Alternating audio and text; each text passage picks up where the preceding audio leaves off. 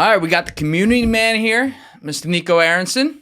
How We're we talking doing? about your whole business and all the illegal activities you're doing around Hoboken, right? Yeah. Mm-hmm. Good. Tons of transactions. And then we got my boy Arab in here as well, rolling through town. You just saw him on a recent episode. Not that anyone's going to see this part of me talking, but feel free to chime in with whatever you want right here. I don't even know what we're talking about. We're just chilling, bro. We're going to go through his business, and that's really it. So. Kind of just talk about my brand and anything of my life, background and how I got to where I am. I mean, you'll learn a little bit about myself. I come from a family of entrepreneurs, and I still do business with my family. But I just built this brand, the community man. So that's why I'm trying to make content for that. Yeah, so if you were explaining that to someone from out of town, like what that means, like why you developed into that. Because you got into real estate in the last 2 years and you're killing it there, but you were doing a lot of stuff before that. So what were you into in town and in this area particularly? Yeah, so really community is what drove me into being able to do any transactions in the real estate business, because my first business was a restaurant. And when you do a restaurant, not only are you surrounded and you're implanted into a community, you also have to build a community within your workers and your staff and just like a big family to try to operate this, place and everybody benefits outside of that one business, right? So, and I think you even have to go further back into my development to understand why community means so much to me, is because I come from a football family. My dad was in the NFL. I played football throughout my life. I played college football, and that's where the sense of community comes from, right? So in order to be successful in a football program, if you're in high school and you're in college, you got 4 years with those, 30 freshmen to build something to then walk away with a championship. And I could never forget going back to Panther football and Wayne, those, 30, 40 guys, I still am best friends with a good 10 of those guys. John Rondi, him, Anthony Lambert, all those guys, those were at the genesis of this football program, right? And you have to kind of build more than just that relationship on the football field in order to see the future of what success that you want, right? So going through, high school football, same thing. DePaul, I went to DePaul, which is like, private school. So you're building a community of all brand new faces, right? And you're all working together for one goal of becoming a state championship. And we were able to do that with the, 20, 30 guys in my class. And that was an integral part of my upbringing. That was something that resonated with me, is being able to not work for something for an individual selfish point. I'm working for it because there was a point in time when we were all 14 years old sitting around the table. We looked each other in the eye and we said, we're going to do everything that we can so that you across the table and these 20 guys are going to be able to accomplish something in the next 4 years here. And it takes selflessness to go through that. And, same thing, I apply it in my business because I'm in the service business, right? So I have to build the reputation that I could be a helpful service to somebody. And when I was in the food business, people all the time, because I'm producing content all the time, would hit me up, be like, I need this for a party. I need this. And I was able to build the relationship with these people to understand that, hey, I can hit up Nico for whatever in the food business, right? And I made it a point to be able to meet them where they're at. I think it's also really important that, like, in today's world where everyone's trying to reach everyone all around the country and all around the world at once, like, you were able to develop like micro influence within your local community so that you were like the go-to guy here. So maybe someone in fucking South Jersey has no idea who you are and what you're doing doesn't matter to them, but all the people here, it matters. Definitely. And I think, that's why I was successful, because I gave it to the people here and now. And the people here and now that did come and shop and go grab a $2.50, $1 drink or a coffee, a cookie at my store every morning, they saw my face there every day. And they were buying from me. It wasn't, me selling something else and they walk in the store and it's something. They're coming in, they're seeing my face. We're building a relationship every day. And then when it came time for me to transition into the real estate business, from the vendors, the people that I ordered food from, to the people I did weddings for, to the people that came in and bought that coffee.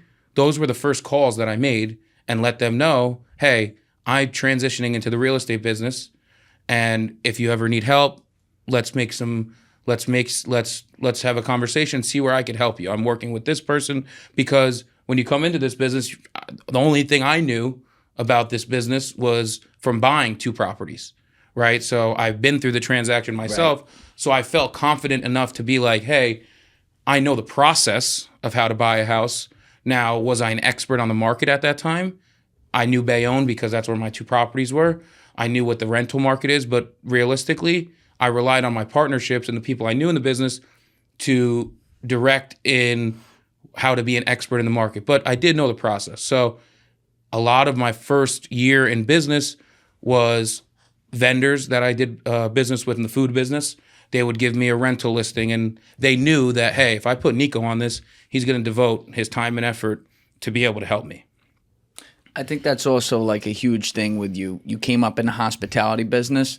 My best friend from all my life, who you now know, also named Nico. Yeah. That's what he was trained in since he was fucking 5 years old, and he's in it now and kills it. And you were in it at a young age too, because of your parents and everything. And I think that applies to anywhere else in business, because you learn how to give speed of service and also like treat people well at all times. And therefore, when you go to do something else, you're going to be able to take those 2 skills, package that in, and develop trust pretty quickly, right? Yeah, and I think it's really the most important thing in today's age, because of how separate people are. Mm-hmm. My mom's a teacher. She just had a presentation where they were talking about statistics on first year out of college people joining the workforce, and how many people don't have the relationship skills to be able to get hired. And they approach these situations. They were saying it was like a crazy percent, maybe around like 20% of people will show up to their first interview out of college with their parents. What? That's what there was a percent. I don't know the exact percent, but they'll show up to their first interview with their parents there to help them out. Come on. Right? And that's like, I was never an A student. I was never the guy to be like, hey, I'll show up first in class. But one thing I learned early on in my life is if I wanted something and I wanted it to progress, I have to look at you in the eyes. I have to be able to hold a conversation with you. And I have a need, you might be able to help me and translate that message there. And maybe we can come to a common ground. And in business, there's always going to be a need, and there's always going to be a person that you can reach that common ground with. If you don't have the people skills to connect, you're never going to make it. And that's what the phone, what the internet, what all this separation going on in the world is causing that. And it's as simple as that, where early on in my life, I think it has to do with football, really. And I honestly think it has to do with the way I was raised. Like, I'm an Italian in New Jersey. My family is with 40 people. You know, I could go to a family outing and meet a new person every time. And I had to go up to them, kiss them on the cheek, say hello, no matter how bad I didn't want to say hello to this person or connect with them. That's Uncle Vinny. You got to say hello to him. You know what I mean? So those values are just instilled in me, and they're important to me. Like, that's what brings me joy. And that's really why the community man, that name, that's what it came out to. I was in this real estate business, and I didn't have that brand identity for a long time. And you're really alone out here. No matter if you're on a team, no matter what, your success is 100% reliant on yourself. So as opposed to the restaurant, I woke up every day, I had 20 employees that were dependent on me to go open there, unlock the door, and serve the community, right?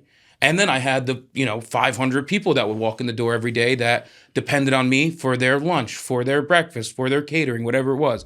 So there was that sense of me needing to be somewhere for the people. And that's why I showed up, and that's what gave me my Nico spirit, we'll call it, right? But in real estate, it's very self-dependent. Yeah. And unless you recognize your value, my value is I could help the person, right? We experienced it firsthand, right? I needed an office. That shit was done in a day. And since you're my friend and I knew you and I knew our relationship, we were like at the beginning of our relationship, but I knew I could provide a service for you. If I felt that need that, hey, I could help him out, I was going to do everything I can to help you out. And that's what brings me joy. So creating this community man brand, that is exactly what fits me, so that I'm not just showing up for myself every day. I'm putting myself out there, letting everybody, the 5,000 followers that I have right now, letting them know that, hey, when it comes to this real estate business, when it comes to looking for a house, selling a house, I can count on Nico to give me the real. That's all. And whether we work together or not, you're coming to me because I'll be honest, transparent, and tell you exactly how your problem can be solved. And if it can't be solved now, here's a plan of action how we can get there. You know? So I think that is a great explanation of my brand. It took a long... No, that was great. It took a long time to recognize that because, you know, I've been through a lot mentally, as we all have, as entrepreneurs and young men in this world, where you feel alone and you battle that, call it anxiety, call it depression, whatever it is, like your purpose in life. What is it? I just want to be happy. Are you talking about like when business gets tough and particularly, or making career transitions? Like what specifically got you to those places? So it's weird because before, when I was a football player, there was always a purpose in my life. My purpose was to get up, work out, be healthy, and perform on the football field. And until that was taken away from me, when I got injured in my senior year and they told me I can no longer play football again, that didn't make sense in my head. I'm like, what the hell do you mean I can't play the game that I have 4 more games left? At least let me get these 4 games. But since I was injured, I couldn't do it. And never until that point in my life did that sense of purpose be taken away from me. Then I had to apply it and change it. And, you know, I dealt with that. And dealing with that at the same time, you're still a young man, you know. I didn't get super low at that point. I was like, it was the end of college, so I was partying, I was doing my thing. You know, it wasn't hit severe until I was at Buon Appetite, working 90 hours a week. COVID hits. We're barely making any money. We're barely paying our bills. And I'm like, I am working harder than I've ever worked in my entire life. And it's not looking like it's going to get easier from here. How do I find myself again in this purpose? Because once I started Buon Appetite, that was my purpose. I became Chef Nick. Buon Appetite is the restaurant in Bayonne that you owned for a long time. Yeah, so owned and operated that and learned my life through that lens until it wasn't taken away. It was just changed. You're making this much a month. Your business model is this. We have deli on one side, 100-person dining room on the other side, and pizzeria. Learned it, mastered it, started selling that. COVID hits, closed the restaurant. People can no longer come in your store. The government starts getting in your pocket. It was a very weird time for me. Also, I'm only 22, 23 years old during this time, you know, very young and immature man. And that's when everything kind of came crashing down on me, where I was like, there's no Nico-ness in this. I'm just a body in a shell that's just going through the motions every day, you know. And it was busy as hell. It wasn't busy as hell because we weren't making a lot of money. It was just, we had however many employees. We had to cut the staff by 75%. Now I'm making everything in the store. So I lost my sense of purpose. And you really have to look at yourself in the mirror. You really have to look at yourself in the mirror and be like, what is it that makes you happy, right? What are the core Nico things that you want to make you happy? And it took me a long time to understand what that was. And really it comes down to, you know, like me having a relationship with my family and friends and it being, you know, a cohesive thing. Me being healthy, legitimately healthy physically, eating the right things, working out, being in a routine. And then the big thing for me, which is like career driven, is like having people around you that are all working towards the same goal. Right. Who you surround yourself with is critical. And being aligned with that. And for that period of time, it took me a while to come into that man. And I forget how we got to that. Well, you were also saying like a big part of it was for your family and friends being able to spend time with them. When you're working 90 hours a week in a restaurant where it's just one order to the next, trying to survive, you have to fire people because you're not making enough money because COVID shut down the fucking restaurant. It's like you don't have any time to be present at all, it sounds like. Yeah. And that was the biggest, that was like one of my things of like, when I had to put a hard stop on, I got healthy. I started to do, the 6 a.m. gym. I started to be extremely disciplined on my diet. I went from like my heaviest of like 300 pounds down to like 240 pounds. And I was just like the sharpest me I've ever been. And that's when I said, if I'm going to pivot out of this business, what am I going to pivot to? And that was around the same time where me and my brother bought our second house. Right. How long ago was that? Our second house was in 2022. When you say you got healthy, do you think there's more health to get? Like now? Yeah. 100%. When you say that your mind got sharper, why not multiply that? So, Why don't you look like Julian? I couldn't agree more. And I think the more I do look like Julian, the better I will be and the more sharp I will be. And I see you in there working now. I'm working, and I think it attests to how successful I'm doing right now, because for the first 2 years when I did transition, first of all, I was making X amount of money, that cut in half. My responsibilities financially didn't cut in half, but I still had to freaking make enough money. So I started working back at my dad's store. We sold the restaurant. We had Pour More at the time, which wasn't making any money. So I allowed those external stresses to mess with my health and routine, and allowed, I'm a food addict. I love food. So I'm a big food addict. And we live in New Jersey where it's not the best. Well, he lives options. in fucking 88 countries, but But you know what I mean? 81. 81. Shit, sorry. I wasn't for the last 2 years. I was treating my body wrong, and I just saw myself getting lower and lower, and my mind being less sharp and less sharp, to the point where I put my back against the wall. I said, you're either going to commit to being the healthiest person you can be and commit to this business and try to make it work, or you're going to get comfortable somewhere else, but you have to get healthy. You're not going to keep going down this road of trying to do this with putting your health second. Yeah, no, I've seen throughout like this past year, you get better and better and more back on track, and I want to see that continue, because naturally, like, you're also like a fucking beast, which helps. So like you're in there getting the work in. But did you have like a specific moment where you were like, all right, this has to start to get to the top of the priority list? 100%. Yeah. I moved back. So I own 2 properties in Bayonne. I rent, this is going back maybe a year and a half ago. I rent one fully. The other one we were living in. And as I'm doing this real estate business, and we sold the restaurant and we sold the coffee shop, I'm like, I can't afford my mortgage here unless we rent this house out. So me and Moss moved back home, right? Moving home after 6-7 years, that's a hard pill to swallow. I did it. Yeah. And being with my parents, it's amazing. Don't get me wrong. I'm blessed to have that opportunity, but it's just not productive for the development of a man. That is very, very true. You need your independence. Yeah, what do you, is it just from an independent standpoint, or are there other things you mean by that too? There's a lot of other things, What's the most important thing about that other thing? You don't have the confidence to feel like you're self-sufficient. Well, you can't be a hero at home. Right, because at the end of the day, Big Doug's the man of the house. My dad's the man of the house. I ain't the man of the house. I go home, if he tells me, what the hell are you doing out till 1 o'clock in the morning? And I look at him like, sorry, Dad.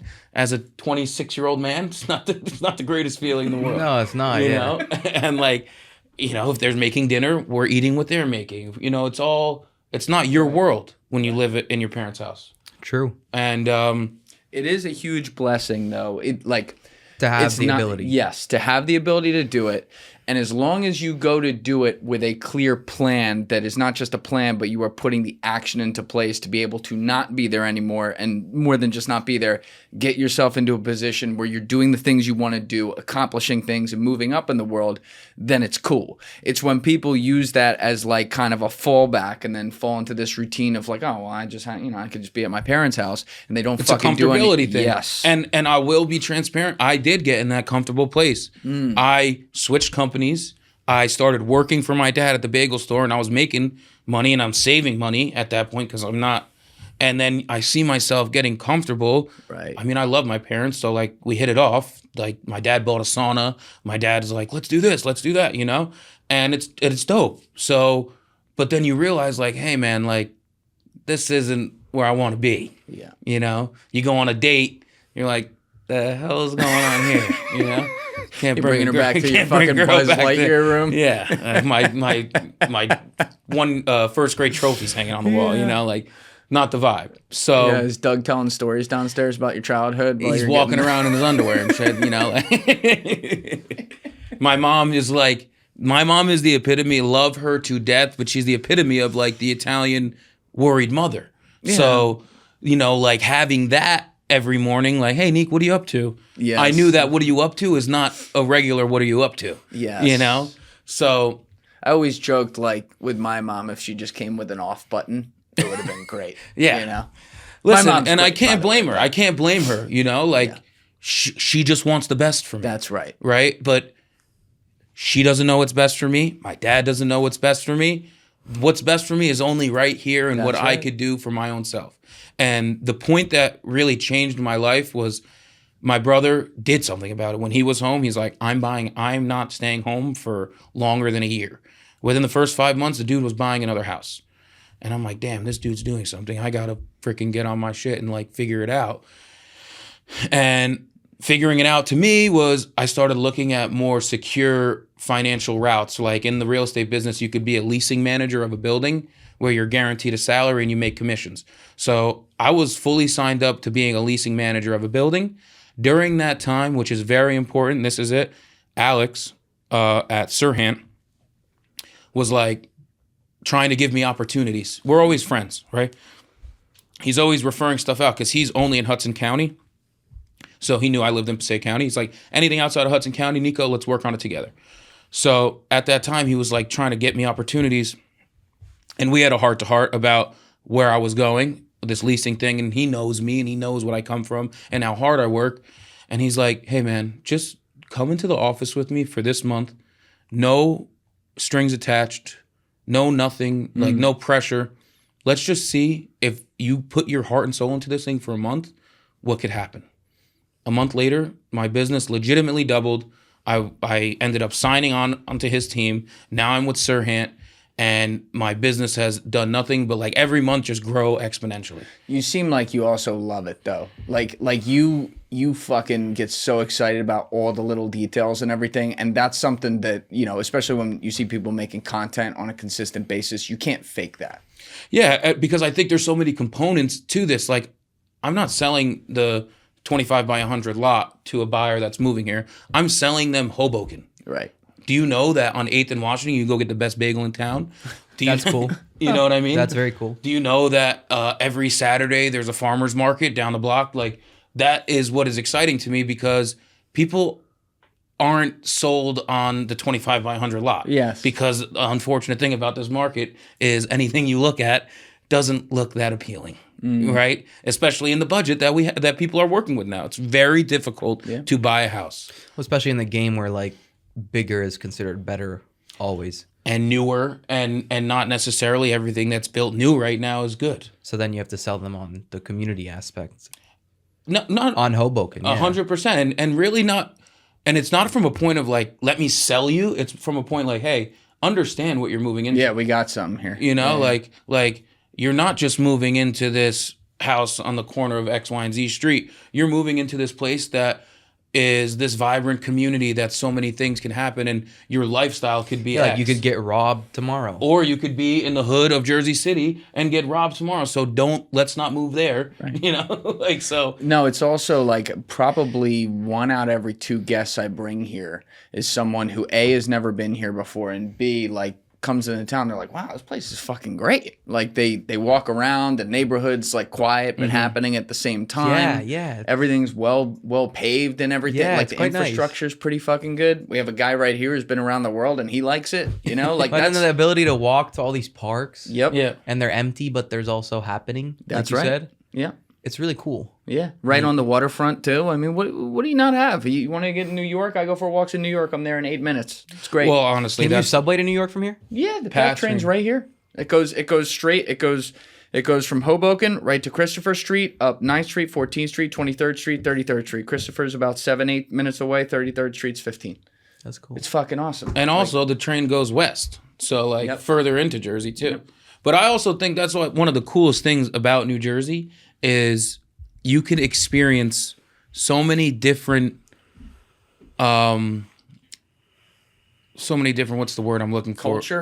Culture, definitely. But I'm talking about landscapes. Like, you could be in the city today, and then I have my boy lives in Sussex County. He's got hundreds of acres behind him. You could be in the sticks. You could be hunting. You could be riding quads. And then you could be up on a mountain. Or you could go down to the Jersey Shore and be at the beach. Yeah, that's why they're making Jersey Hollywood East. Yeah. It's got everything. That's a whole nother conversation. That's awesome. But, like, I have New Jersey tattooed on me because you can experience all 4 seasons here. My man. Now, what is the story there? A lot of people are hearing about this. They're hearing about different studios that are being built in different towns around here. But it is not a joke that Jersey's literally becoming the Hollywood East as far as like Netflix and Hulu and these different companies and Paramount investing here. We see film sets every single day in Hoboken. I'm walking through them all the time. Like, what's going on from a real estate perspective? So what's so cool about my perspective on this is some of my first deals in real estate were with movie productions. I did a deal in Hoboken on a brownstone building. It was a private movie production. And this is like, I had no idea, again, the power of my network. I made like 2 phone calls. One of my dad's friends has a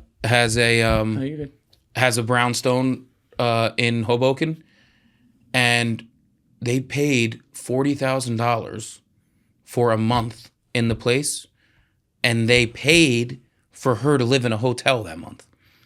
So that was my first deal, and that was like, whoa. Yeah, and it was from just, I forget how she got my name, but she was a location scout. What street was that on? Hudson? What's above Washington? Hudson, right? Yeah, Hudson. Yeah, Hudson. Yeah, that's where they film a lot of them. $40,000 for a month, but only a month. That's crazy. And then they paid for her. So once I did that deal, I'm like having a conversation. Oh, you know how I met them? This is the genesis of the relationship. Buon Appetite was on sale, the restaurant. They contacted us through Buon Appetite to try to shoot Vince Vaughn's Nona's movie in the restaurant. Yeah. And then from there, we told them, hey, I'm a realtor. If you need anything else, boom, you need anything else? Got that done. That was cool. Then did another deal on my own house in Bayonne. But while all this is happening, I'm trying to learn about why they're doing that. The real reason that all these productions are coming into New Jersey is there is some crazy tax incentive to produce movies here in Jersey instead of being in New York or LA, right? They're giving like some 40% tax incentive, which I don't know the exact details on it, but it's a tax incentive to be shooting here. And also the landscape here in Jersey, you're close to everything, just like how you're close to everything in New York. So 1800 or 1888 Studios bought this massive plot of land in Bayonne. And Paramount, the deal that just signed that's going viral right now, they only took half of that studio. What is that deal, the Paramount deal? It's 1888 Studios in Bayonne. That's the company that bought the land there, and they're... Oh, I did see this. So they're not only creating studios, they're creating like a whole retail section, like condos, apartments, everything there. It's huge. It's right underneath the bridge that goes into Staten Island. So Paramount has signed a 10-year lease for a portion of the new 1888 Studios production campus in Bayonne, New Jersey, creating a new production hub. The deal makes Paramount a film lease partner facility tenant, which allows the company to access state tax incentives and makes it a major tenant in the 58-acre development. The 58 campus, acres, dude. Yeah, and it's beautiful. Like this area of Bayonne, it's right on the water. It's right underneath the bridge. It's like a beautiful area. The campus is expected to open in late 2028. The lease is for a minimum of 10 years and covers 285,000 square feet of the facility. You can work with that. And that's not the whole thing. So there's going to be another production company that comes in and leases out the other half of space. Yeah. So that's really where that whole incentive comes from. I think you know, if you're shooting a film and your budget is X, if they're giving you an incentive to go shoot over here, let's at least look at it. Yeah. And then they came here and they're like, hey, we could shoot movies here all day long. You know, the Aaron Hernandez, the one on Amazon Prime, or was at a time it was on Amazon Prime. The documentary or the? It was like that was FX, I think. FX. Right? It ended up, but it started with a bunch of different production companies. Okay. Anyway, when they reached out to me, they did. My house is in that documentary. Really? Yeah. No kidding. 2 days. They paid $6,000 for 2 days. That's nice. I mean, I moved out. I went home. Hey, they can pay $6,000 for 2 days here. I'm just like, you know what I mean? So it's very cool what's happening with the. But also, you guys. So a couple things. You were saying at the beginning how much, the community you built around like football and the guys you grew up with developed not only an expectation of that, but you guys all stuck together as well. Mm-hmm. And back when I got really close with Chaz Servino, who's a legend from your town, Wayne, New Jersey, we're going back like 9 years now. He always told me how tight-knit Wayne and that whole community is, and I've learned that like over the years just meeting so many of you fucking people. I'm surrounded by all of you. But there's something to be said about getting to grow up in a place where, not only are there a lot of great people, but the friends that you have when you're 10, 11, 12 are friends that, are going to end up on walking down the aisle next to you as groomsmen later, or that you've been a groomsman in their wedding and, you guys still hang out and you're all motivated as well. A lot of people are successful doing different businesses. So you not only surround yourself with great lifelong relationships, but you surround yourself with people who are getting the fuck after it, which is a very, very, very good break in life, if you ask me. Yeah. And I think, to sustain those relationships and create those relationships, it doesn't happen by accident. It happens through hard work. No, I mean hard work, but you have to put effort in. Mm-hmm. I show up when you need me. I'm there when you need me, and vice versa. So I take that exact replicate and apply it into my business, and apply it into my community that I'm trying to grow now. I'm the guy that I could help you. At least have an honest conversation with. And I think our relationship is a good example of that. Yep. That was Chaz, by the way. 100% like, Chaz. Make sure you talk to Nico when you move up here. And then when we went to do real estate, he's like, that's going to be the guy. Yeah. It's like, all right. And I think a lot of my friends, or newer, like, there's a deal that I did. In real estate, you could connect with buyers so many different ways, right? This was a deal that I connected through a buyer from a website lead. Pretty much they inquired on a property. I get the name and number. I call them and I let them know I could help them. And a lot of times a realtor will make that call and be like hungry for the deal. I made that call. I connected with them on where they were. They were getting married. They were having a baby. This was a down the line purchase.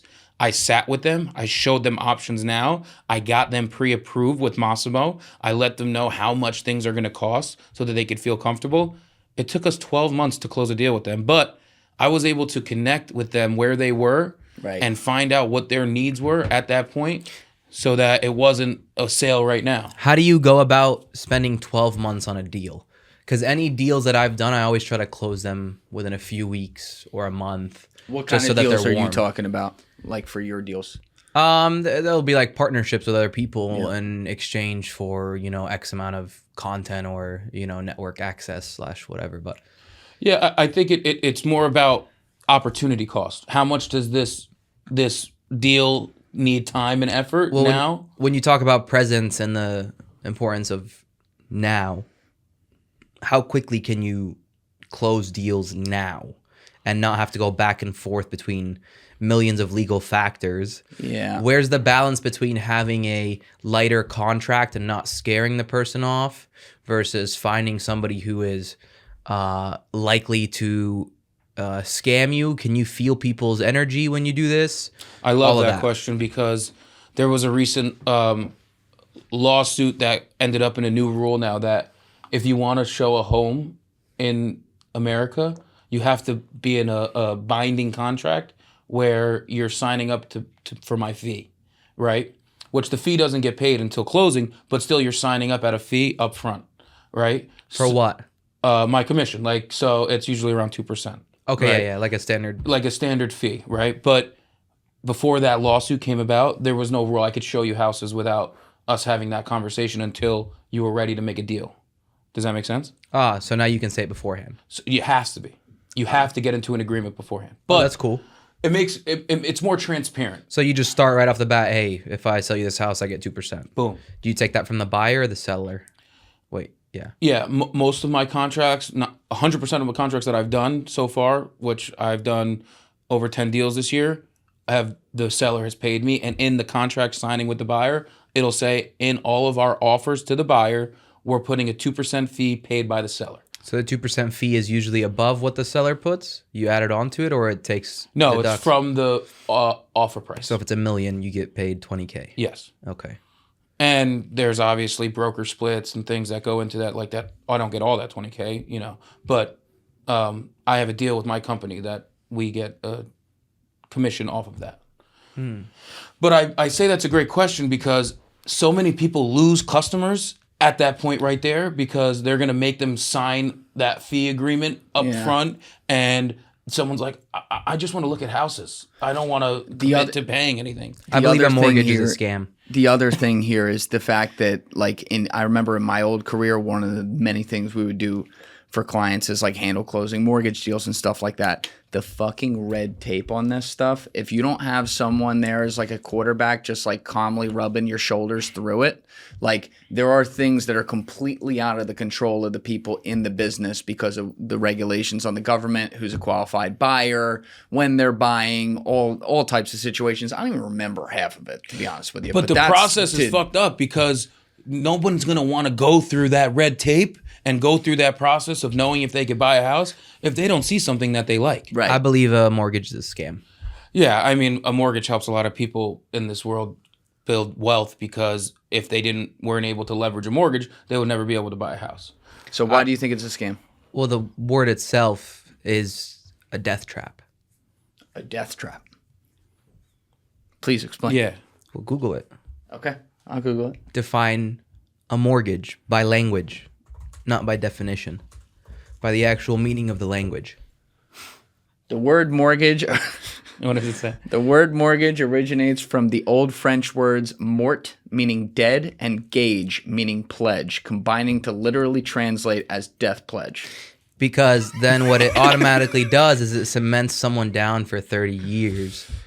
And for the majority of people, and I'm not saying that there's anything inherently wrong with a mortgage, but for the majority of people, they get stuck in this loop of not being able to go somewhere, being tied to this massive payment, being blah, blah, blah, blah, to what? To live in some wood, you know? Yeah, or no.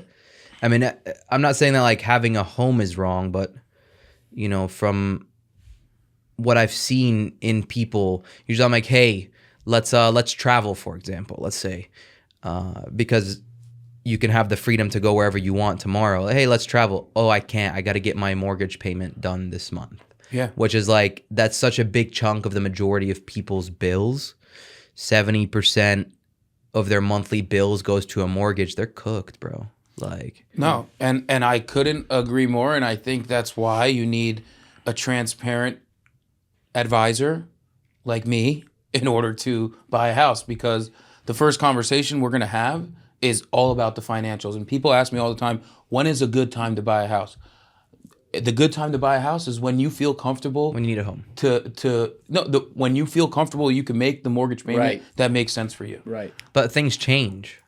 Like, you could have this for 30 years, but You can. That's where there's always going to be change, and you're right. Sometimes the worst can happen in a financial and situation. then you're cooked. You could be cooked, or you could actually get out from under it if you did not overextend yourself in the beginning. Meaning you didn't blow through all your money to get some balloon mortgage that you couldn't afford in the first place.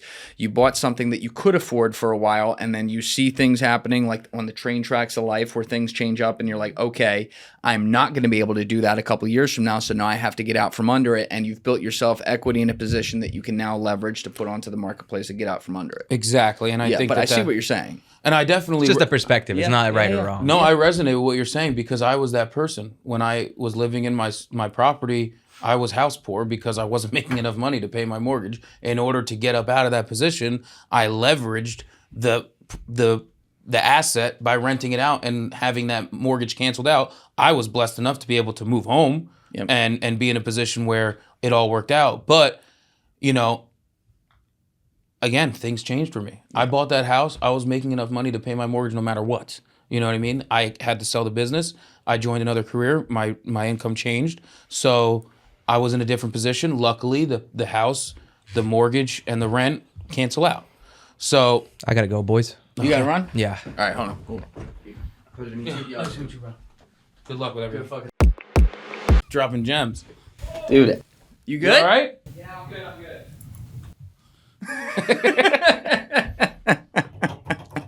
I love that question, though. You know, honestly, dude, because he's smart as shit, man. I mean, that question is so important because people feel that way. People truly feel that mortgage is you're selling your soul to the bank. Yeah. No, he and that's why I fuck with Arab a lot, because he is not afraid to say, you know, stick the fucking fork in the fucking socket and say what is like, all right, everything you're talking about, why is it not bullshit or whatever? Yeah. And, you know, there is something to be said for the fact that everyone is sold the same product sometimes by society, not even the industry, not even the mortgage industry. Like, oh, you got to go up, you got to buy a house because that's what you do. So to have someone who, yes, you're incentivized to sell people a house or sell people something that they can rent, to have someone who's actually caring about the person, the family first, in a sense, like trying to make sure from a business perspective, of course, this is going to make sense for me, but doesn't make sense for you, is the ultimate form of trust in your industry. And I hope you continue to be that guy. Yeah, definitely. And again, I'll say it again, like people ask me all the time, when is a good time to buy the house? I mean, if you're asking me right now, it's going to be the best time, because in my 5 years of buying and selling real estate, it's never gotten easier. You know what I mean? It's never gotten easier to buy a house. So if you're going to ask me, the best time to buy, and you ask anybody in our industry, is yesterday. The second best time is now. But the real best time is when you feel 100% comfortable with your income, with your stability, that $4,000 mortgage payment is never going to be the make or break of your month. Yeah. If that is what you're leaning on right now, then maybe it's let's rent a little bit, put this money away, wait till X, Y, and Z happens in your career, and then we can get into that place of buying a house. Yeah, pull the mic right up in front of you like that. Yeah, perfect. So the other thing here is that, and I know like your dad had this pattern long before you as well. It's something we've seen commonly, is that a lot of roots coming from, say, like West Essex County or up where you're from in Wayne will end up moving out to Hudson County and doing business here. That seems to be like a really popular thing. Yeah. Why is that? I think this is where it's happening, you know? And I also think it's like people our age, it's the cultural shift. Like people don't value the space and the convenience of having a bigger house. They value the convenience of going down to the coffee shop. That's right. They value the convenience of Dearmont is right there on the corner, so I need to be close to that so I can get home every night.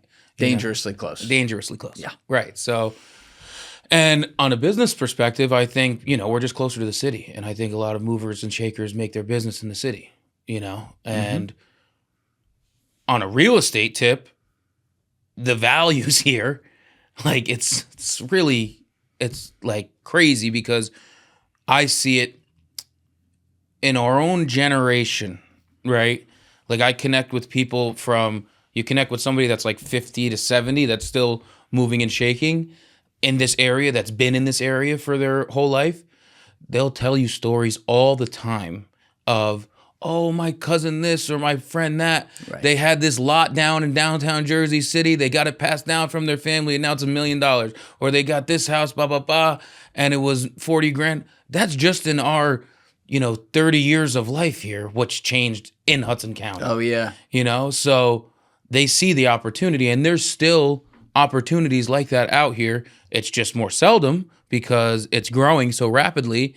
And what's left is areas that people one day previously said, oh, that'll never change. Right. That'll never, and now when I first came to Hoboken, my dad said everything stopped at like Park. Nothing beyond lower than Park. Like if you went more west than Park, oh, it'll never happen. Look, it's not even been 10 years, and look at what's happening. You know what I mean? Yeah, I didn't get up here till 2015, and I've talked to people who've been here forever, and they're like, "Dude, you should have seen this place in like 2005. How much it changed just those 10 years, Even and 2012. But yeah, and since then, like you said, you see all the crazy development in the places that Big Doug was saying was never going to happen. No, Big Doug was on the train of it is changing, but like people who would come. At Bagels on Hudson, we had people that were Hoboken OGs. Right. So you talk to these people, they don't believe it worth shit. Especially talking to us, we're out of towners to them. We're out of towners. Oh, you guys don't know yet. Foreigners. You don't know shit about this. You're not from here. And I loved it. And I had the exact same experience in Bayonne, because what's happening now in Hoboken is Bayonne 1888 Studios is opening. Bayonne. It's happening. My house alone that I bought, it probably increased in equity like 300 grand since I bought it in 2021. Like, did they fix the water out there yet? What's wrong with the water? The faucet water? I don't I heard some tough things about that. Some people were saying it's the next Flint. I used to drink the water. We used to. No, maybe that's why it's so fucked up. We used to make the pizzas with the water all the time. But I'll tell you a funny story. I was on the news one time. This was during COVID. We only had outdoor seating. And there was this crazy bad smell coming into Bayonne. Like, literally smelled like someone was using the bathroom right in front of you. That's how bad it was. And it was like, there's Bayonne Facebook pages. It's all over the Bayonne Facebook pages. The news came, right? The news comes to the restaurant. I have people sitting outside, and they interview me and try to talk to me about what happened, what's going on here. And it comes out that, so on the other side of Bayonne, Bayonne's a peninsula, right? On the other side of Bayonne is the Newark and Elizabeth ports. Oh, yeah. And there was a meat manufacturer that was disposing of their waste in the improper way, and it was fermenting wherever they were disposing it, and it was just hitting Bayonne. And all of my customers like, I'm not going to eat out here. It smells like and like, again, this is why I am able to perform and operate the way I perform, because what the hell do you say to somebody that's eat your fucking pasta, that's complaining to you that it smells like shit, and what can I do? I'm like, hey, like, listen, if you wanted to come inside right now, I tell you to come inside. Pause. Pause on that. No homo. Okay. Woo. But I have a triple layer mask on, and you have a triple layer mask on right now. You're not allowed in my store. I can't do anything to help you. Like, what do you want me to refund you? Now I just lose money on the plate of pasta I gave you. But yeah, that was a very funny story. I'm on the news for that. Nice. So going through all that, I feel like I can conquer anything, especially like this real estate business. It's all problem solving. It's legit. Like all that red tape you're talking about, everything with underwriting a deal. It's all seeing your value and your value proposition in making money on that, or your well-being and living in that place. It's also communication. You got to be on top of people and on top of every end of the deal, meaning all the people working on it on the back end at all times, to make sure that the people who are going to be buying, your customers, understand every step of the process. They're very clear on it. And, that's why the process is very hand-holding when you're buying a house or selling a house if you're not familiar with what you're doing, Yeah. Because you're entering a market that's super cutthroat. It's very difficult. Right. Now we got to talk about something that is still a little bit too soon for me. It's very heartbreaking, and something that I don't know if I'm ever going to get over it.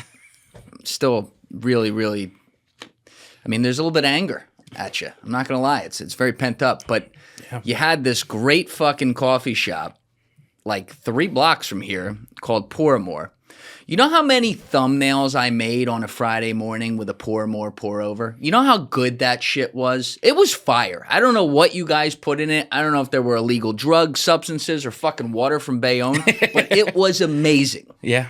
And then one day, actually the real criminal here is Chaz Servino. One day, Chaz Servino calls me up and goes, Jules, I just talked to Nico. I think I made a deal for Pourmore. Bobby Grogan's gonna buy it. I'm like, what? What do you mean Bobby Grogan's gonna buy it? I know Bobby Grogan. Great guy, no problem with him. But I'm like, Chaz, that's my coffee shop. I go there like 3 times a week. And he didn't care. And you guys took the deal. And you sold it. So why'd you sell out? Well, I don't know if I would call it selling out. Uh-huh. You know, like it wasn't like we ran with a bag away. It was more of like the genesis of that business was I was in the food business through and through, and I wanted growth. And we were making good money at that time.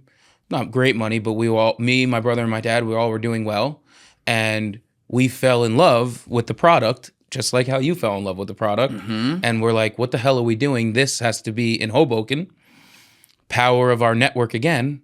My now partner, Alex, calls my dad or my brother and is like, hey, Empanadas is moving. That's what used to be there. Empanadas Cafe is moving. There's going to be a spot open. What are you guys looking to expand? And that was when we were like addicted to the coffee that we brought there. And we're like, what the hell are we doing? Let's do it. So we all chipped in, and I learned so much about business through that process, because during that process is right when COVID kind of just started and all of the construction materials, anything, and freight all slowed down 100%. And instead of it taking 3 months to build out, it took a year. And instead of it being, call it 50 grand, it ended up being 200 grand, right? Mm-hmm. So we started that business behind the 8 ball. Also during that timeline in that year is when I fought the most mental demons I ever fought at Buon Appetite through COVID and became that better man. But at the end of it, I learned that maybe the food business isn't for me, right? So then I started to do real estate. But at that time, we were already knee deep in the investment and the business. So we had to go. So we started it, we opened it, we started trying to grow it. And there was never a time where between me, my dad, and my brother, where Pourmore was the first thing on our mind. For my brother, it was always legacy. For me, it was trying to get this real estate business started. For my dad, he has bagels on the Hudson and he has an insurance business, but he was here in town. Obviously, it's not like we were like little brothering Pourmore. Just like in the grand scheme of things, it never was that. Because if I sold out everything, if I sold my houses, if I didn't try to do real estate, if I planted my ass in Pourmore every day, it would be a successful business. I agree. Coffee's a tough business. The margins are very tight. You know, it's commoditized in the sense that there's a lot of them in town as well. So in all seriousness, I do understand that aspect of it. But you guys had a great product. And now it costs fucking $8 for like a 12-ounce iced coffee over there, and I need like 2. Yeah, and that's the unfortunate thing. And not only was it a great product and the business did whatever it did, it was our hub for a while. We had a great meeting there. That's where you told me you needed the office space. I used to do meetings. It was a great spot. I used to do meetings and like it was a great anchor of being like, hey, this is a real businessman. He owns Pourmore Cafe, which we built the brand up. The brand was great. I think the brand was great. It's just we didn't sell enough fucking coffee. You know what I mean? And that's the bottom line. And that's why we had to go the route that we did. And when you fail like that in business, those are your biggest growing points, right? You know where you went wrong. Yeah, but you guys it was more like you guys do amazing over at Bagels on the Hudson, obviously. That's been there a long time. But with this one, it wasn't so much like, oh, we're fucking losing money and stuff. It's like it wasn't the most profitable business. So you're not taking enough home for it to be worth it to not get out of it if you see the right deal come along from Chaz Servino. Especially with what it takes to run a business like that, right? And not that it's like you have to be the smartest person, but you need somebody there that's going to open the door at 7 o'clock. You need somebody there that's going to close the register at 5 o'clock. And you need that 7 days a week, every day of the year, right? Yeah. And if that 7 o'clock person doesn't show up, it's me that gets the call who's trying to prepare for a listing appointment. And that stress alone, the money that would have been being made there would have to been 17 times Right. of what we were making in order for us to be okay with that. But that is the thing, and you know it well from the other businesses you've had throughout your life in hospitality. In the hospitality business, particularly the food service business, it is so 24/7, and the smallest little things mean that the people who own it, in this case you better be ready to do whatever the task is, regardless of how menial, trivial, or dumb, or fucking annoying, or not at the right time it may be. It's just the nature of running that business. That's why I got a lot of respect for it. I've seen it throughout my life, and the people who are successful in it, as you and your family have been in other ventures within it, it's like you earn every bit of it. You earn every bit of it. And on top of all of those tasks, like, it's still a business. So it has to be run like a corporation as well. So that's where I think at my point in my real estate career now, my knowledge of business from being able to run things like that, and now my expertise in this niche of real estate and buying and selling properties, I'm in a position where my brand as the community man, I know how to connect with somebody, find out what their issue is, solve their issue, and have them have a satisfied experience with me, right? And obviously that's a profitable experience if you're doing it the right way, you know, from start to finish with that person. What is your vision over the next 5 years for building out the community man from a real estate perspective? Like, where do you want to be? I would love to have the brand where, you know, you could go on my content, whatever that is, TikTok, Instagram, YouTube, you could go there and learn about the places that I sell and feel like you are comfortable enough to reach out to me through that content. I want it all to be content driven. I want someone to be able to say, if I'm moving to Hoboken, I can go on the community man's page. I could see the best places to eat. I could see the best parks to bring my kids at. What are the best schools? And not only can I see that, I can see him communicating to the people that are the ones supplying that service, call it, right? And I'm at the point now where I'm doing things like this so that I can at least expose the market and my community to the type of actual acumen or like conversations and authenticity that I bring, right? Because I think a lot of what is out there right now is just sales. People are trying to sell shit down your throat, and less about connecting authentically with somebody and finding the goal for them. And I think specifically why I'm talking about the next 5 years is I'm going to be able to develop all this content. I'm going to be able to go to all the coffee shops, and already I know a lot of people in town, so it's going to be easy for me to, you know, produce this stuff. That's the other thing, though, too. You are such an authentic guy in everything you do. And I actually, like, hate that word because we've made it such a fucking buzzword in society. But if there's one thing that everybody you know has an amazing sixth sense on, unless it has to do with politics, where a lot of people, you know, it goes out the window, it's that people can smell when you're on the up and up. And more importantly, they can smell when someone is not. Yeah. And they can be like, oh, no. Like, either that person's not passionate about the thing they're talking about for real, or that person has other motivations than what they're expressing right here, or that person is just not who they're presenting themselves to be. I can't put my finger on it, but I just know it. Yeah. Right? And the thing about you is that, like, I know I'm talking within your content right now, but I just mean this in general. It's actually way more important, like, off camera. Content's just one little thing you're doing, right? Like, you are exactly what you present yourself to be. You walk in the room, you're Nico Aronson. You're going to leave the room, you're Nico Aronson. You're taking care of everyone else, making sure everyone else is having a good time. And, you know, in the case of business, making sure you can provide your value for everyone immediately when called upon. And I think the big thing is, like, you're starting to get successful now. And the biggest battle is making sure that as that keeps continuing to grow and, you know, you get a bigger and bigger bankroll with what you do, you stay that guy. You don't change up. And I see a lot of people change up. I don't think you're going to be one of them. So it's great to see you growing and continuing to be the same guy that I met at the beginning of your process doing this. Yeah.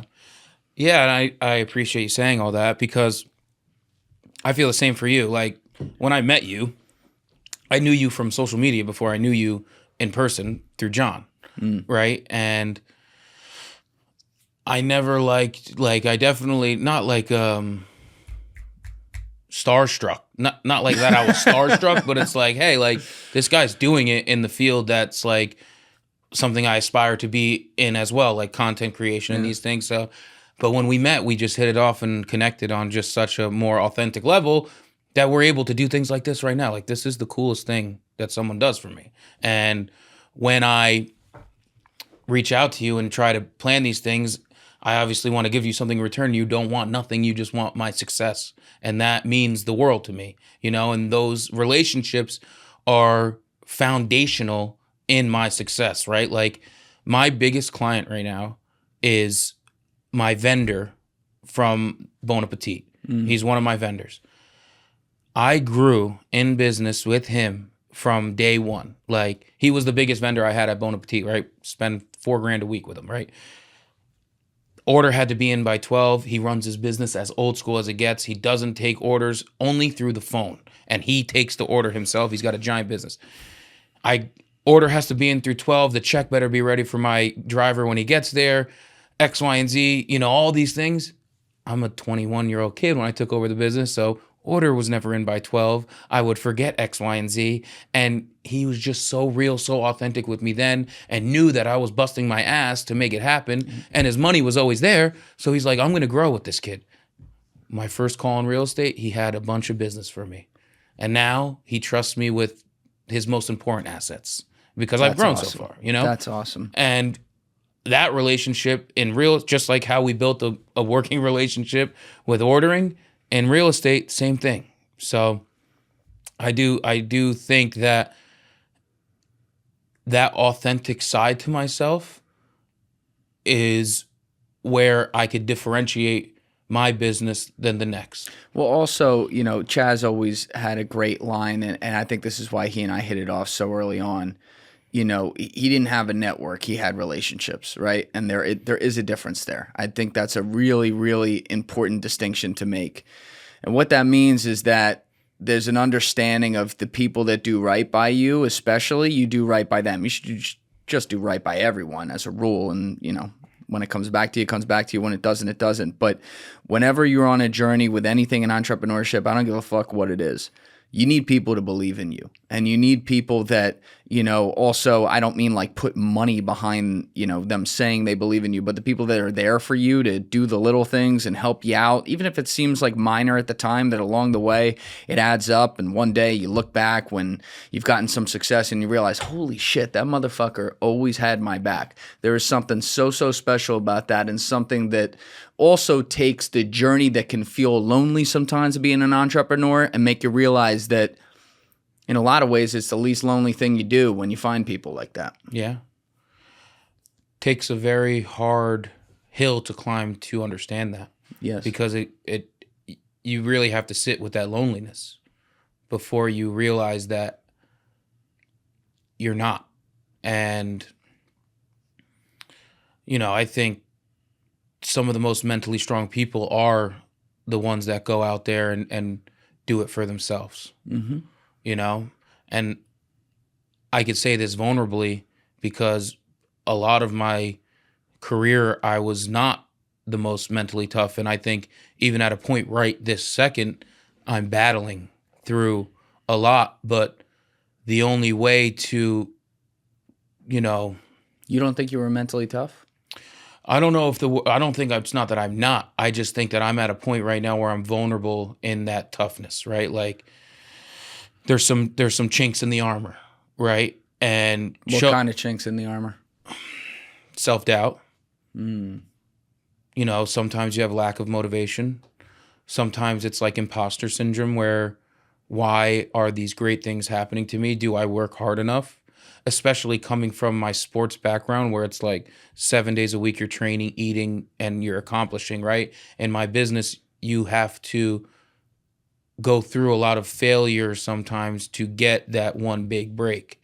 And you get that one big break, it closes the next day. There's nothing there for you to eat unless you go out there and hunt. So closed mouth don't get fed. If you're not constantly having things in that rotation, that's where my mind goes sometimes. And even on a more broad scale, as being a grown man, I might not be exactly where I would aspire to be with in my relationship life, in my, where I live, as like a growth as a human. But understanding that where I am is where I'm supposed to be, there's that give and take. That's why I'm saying I might not be the most mentally tough, because there will be a day where I fall off my routine. And if I fall off my routine, that's when I'm like, my vices are scrolling all day long and eating, So if I fall to those vices, that's when, the bad feelings come, and Do you ever have like some sort of like presence mental routine when you're falling into those vices that kind of resets you in the moment to be like, all right, let me stop this? I try to. I definitely try. I try to get out. Yeah. Get outside. Yeah. Get outside. Go work out. Yep. Go change the environment of what you're in. But I'm sure a lot of people deal with it, or it's just me. But, I sometimes can't. I sometimes lose that. Get outside. I'll stay in bed, or I'll stay on the couch scrolling 12 hours. Sometimes when I wake up, like my routine is the same every day, and I go to the gym 6 days a week, at least the first 5, and then on Saturday, depending if we went out Friday night, I go.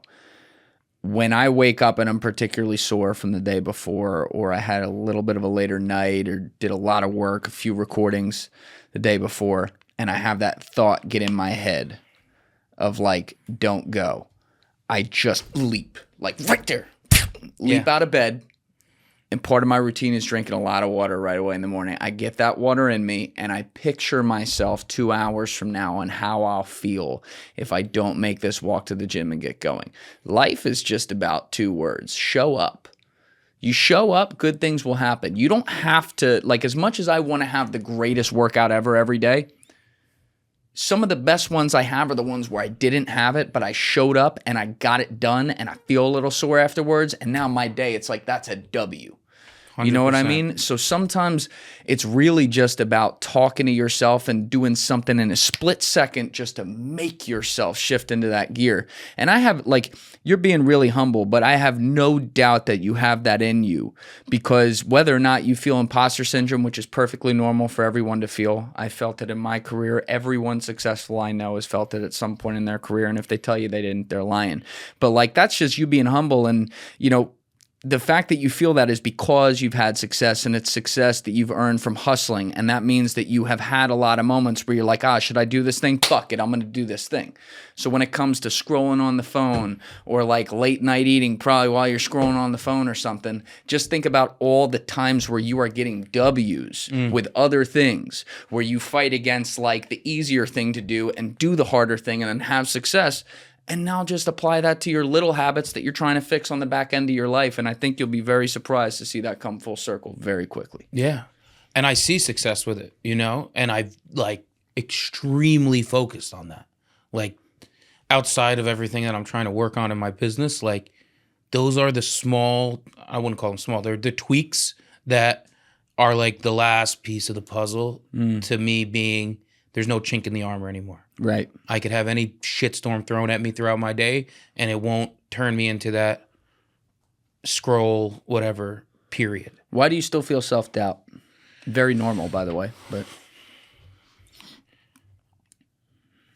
I think I've failed.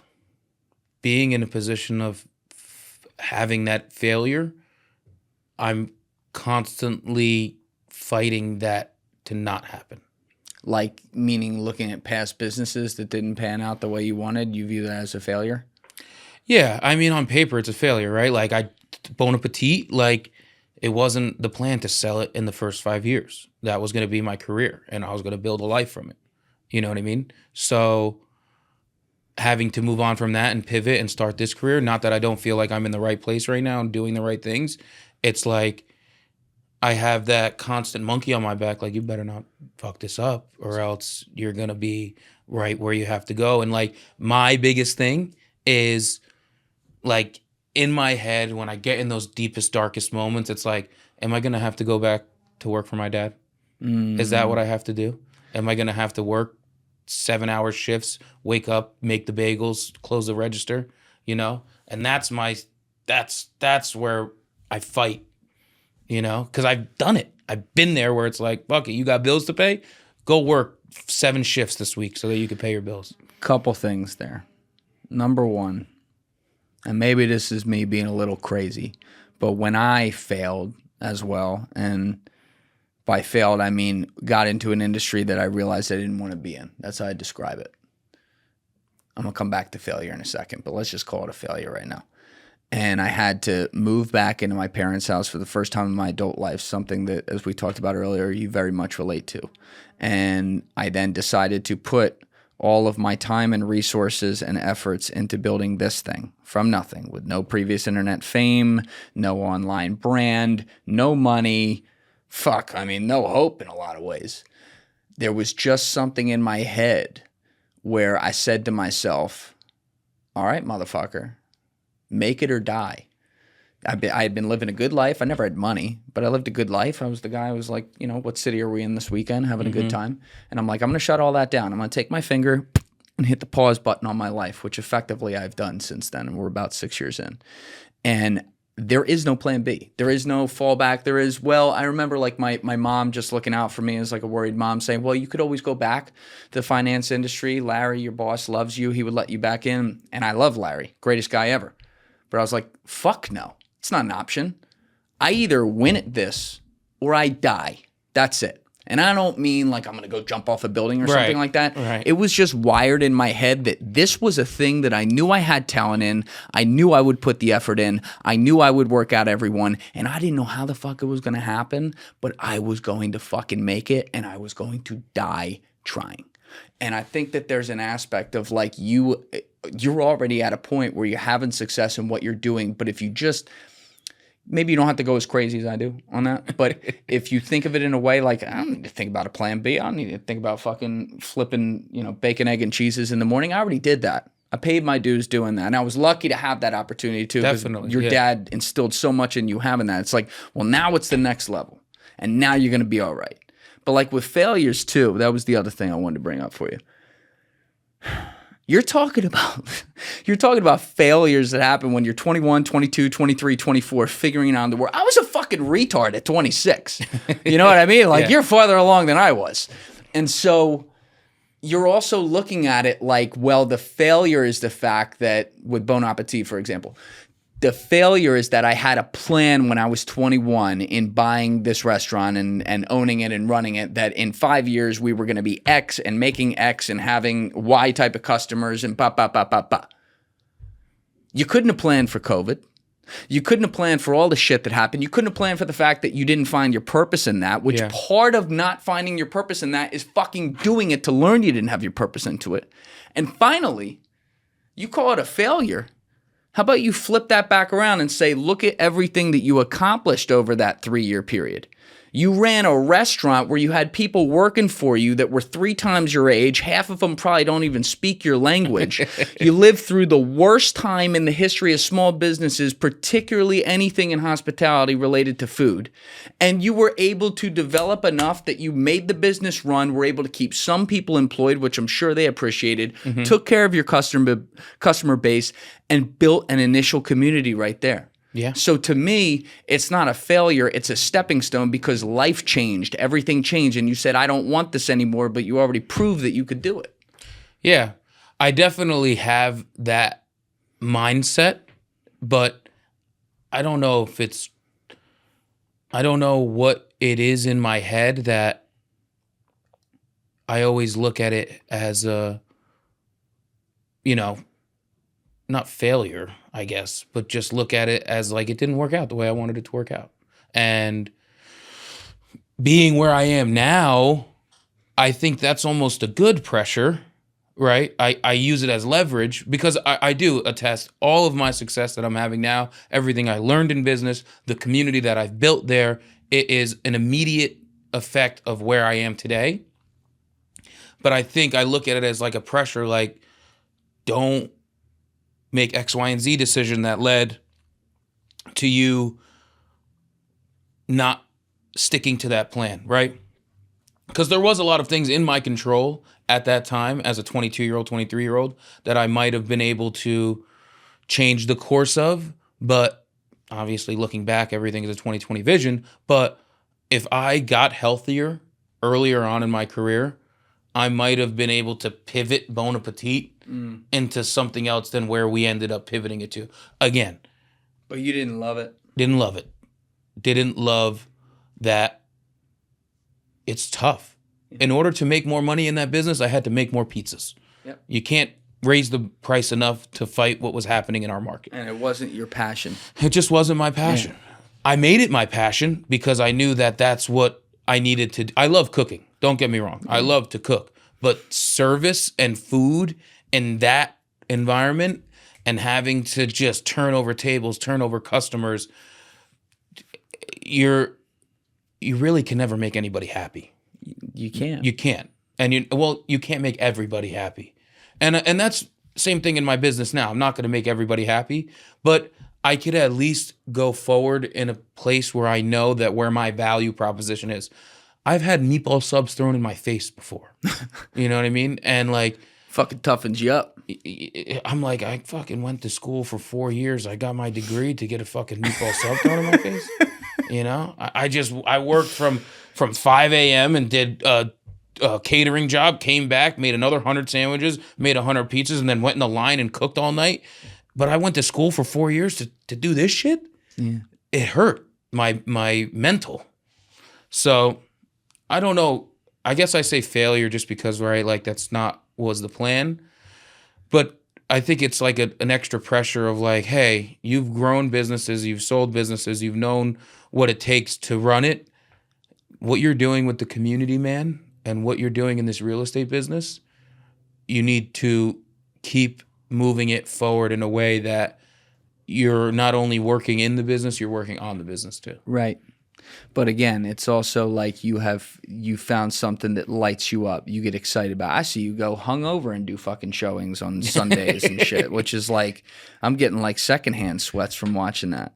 But like sometimes when you and I are talking, I think I get the sense you give me way too much credit for like having certain things figured out and whatever. I want to make clear when I'm going back and forth with you about this, I share a lot of the same issues you do. There's a couple things that like I've been there, so like I know how I shifted that perspective. But most of these thoughts, they're human thoughts. Yeah. There's nothing wrong with it. A lot of it, like I said, also comes from a humble place. But one of the things that I work on all the time and I've focused on over the past 3-4 months more than ever is the idea of what a thought is.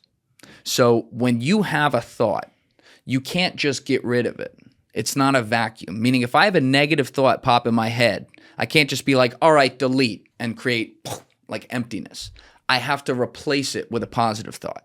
And this isn't to turn into like fucking Russell Wilson and, you know, not be a human and kind of be a robot and just like repeat the same things and hope that the universe fucking befalls great things upon you. I'm not saying that. Like you're still going to be a human being.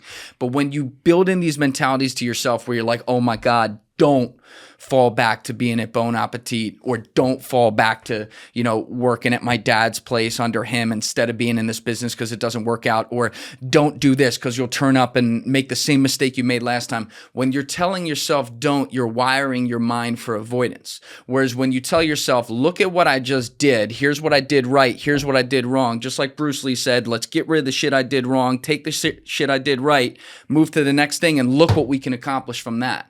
You build that 10 times, 100 times, 500 times. You're huge. Yeah. You're Hollywood, bro. Yeah. I mean, you're Serhant at that point. He was someone right at the front peg, the guy that runs your company. He was someone right at the front peg one day.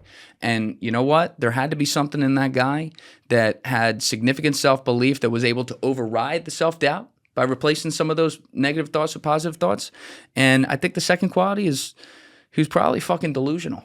Yeah. And delusional doesn't have to be delusional once you prove that you can do it. I've heard a lot of great men say that, and I could not agree more. And so when you sit here and you say 5 years from now, you know, I want my content to be something where people see it and they're like, I want to work with this guy. I think you're setting your bar way too low. I think you should look at it like, I want to be the guy that fucking runs Hudson County. You want to buy a piece of real estate, I don't care if it's 1 feet or fucking 1 million feet, you're going to Nico Aronson, and that's it.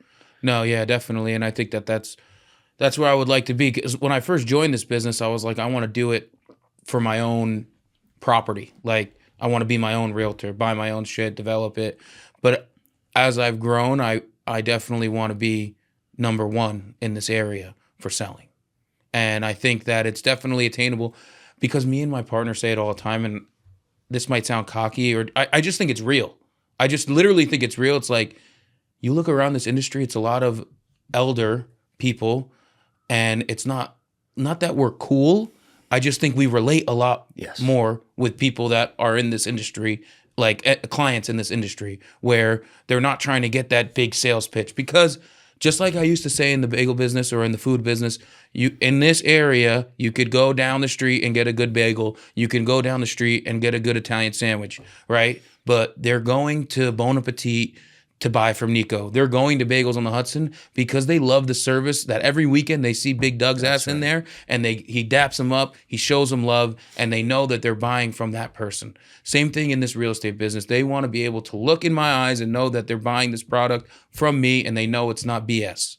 100%. And I could connect with people that way, right? So I agree. 5-year plan. Let's be number one, baby. Let's do it all. But I think, the where the Community Man brand is, it's like maybe it's 50K followers on Instagram, 100K on TikTok, X, Y, and Z, but that pipeline of the content funnels business through, and we're able to turn those into dollar signs and helping and build that community within the brand, right? I think the blueprint of the Community Man can be applied to any market. There's a lot of people like me in this world. A lot of people that are just authentic, that are real, that come from maybe food background or a different industry, that just know how to connect with people. And they could take that platform, that idea of building a real estate business through the brand of community, and they could apply it in whatever market they're in. I just have to be the proof of concept right now. I think you could be an inspiration for a lot of people, my friend. But if you let John Rondi unload that Soho loft, I'm going to fucking kill you. Yeah, he's not. I mean, Good. Maybe he'll That content scared me. I don't want to see that again. Place is great. Yeah. Anyway. Dude, great talking with you as always. I'm always here to do this whenever you want. I appreciate you. Love what you're doing. You're going to keep moving, keep shaking, keep believing, dog. You got it. Appreciate you. All right. Peace.